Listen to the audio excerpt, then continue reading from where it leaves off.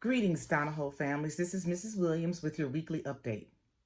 As of noon on Friday, June 3rd, there were two positive COVID cases. We don't want to add any more to those if we can help it.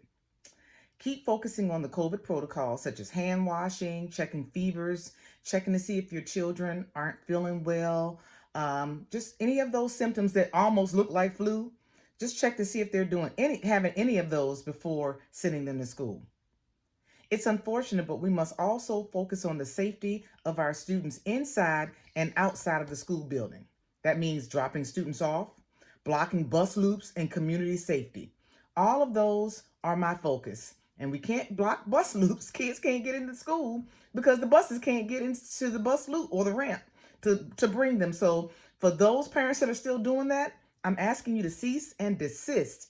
The next step is for us to go ahead and start pulling license tags and reporting those to the police because car loop, you want to drop your child off, just go to the car loop.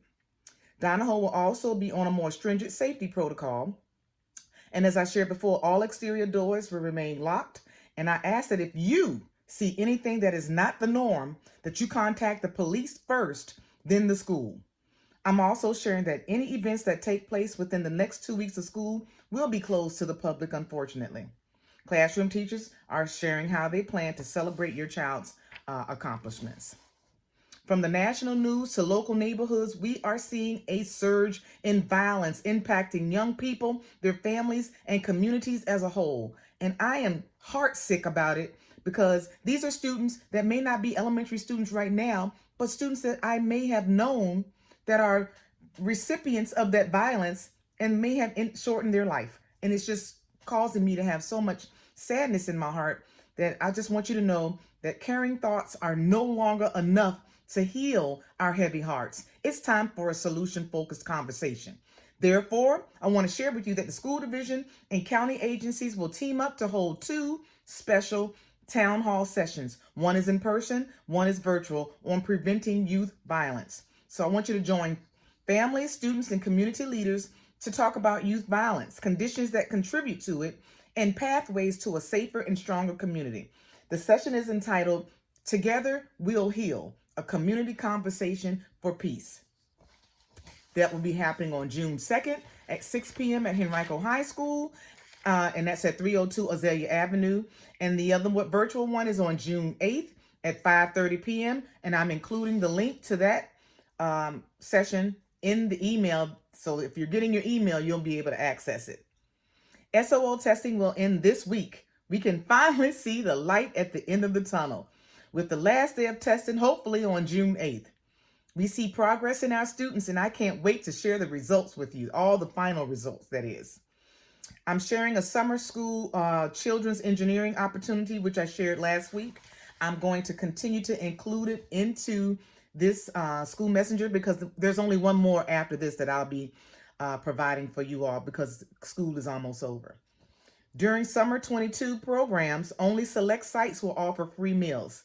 Other sites will offer meals to students that are participating in the on-site academic and enrichment program. So if your child is going to Summer Academy, they will have a meal. And whenever they decide to share the locations of the sites other than the summer program sites, I will let you know that as well.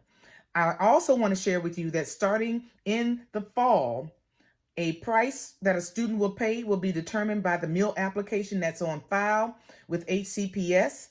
And that means that you're going to have to apply for free and reduced lunch coming up in this next school year.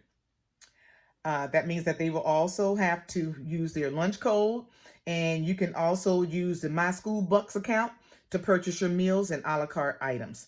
And so I want to encourage you to apply for your meal benefits online or use a paper application after July 1 of this year and before the first day of school. Please don't hesitate with that. Please don't.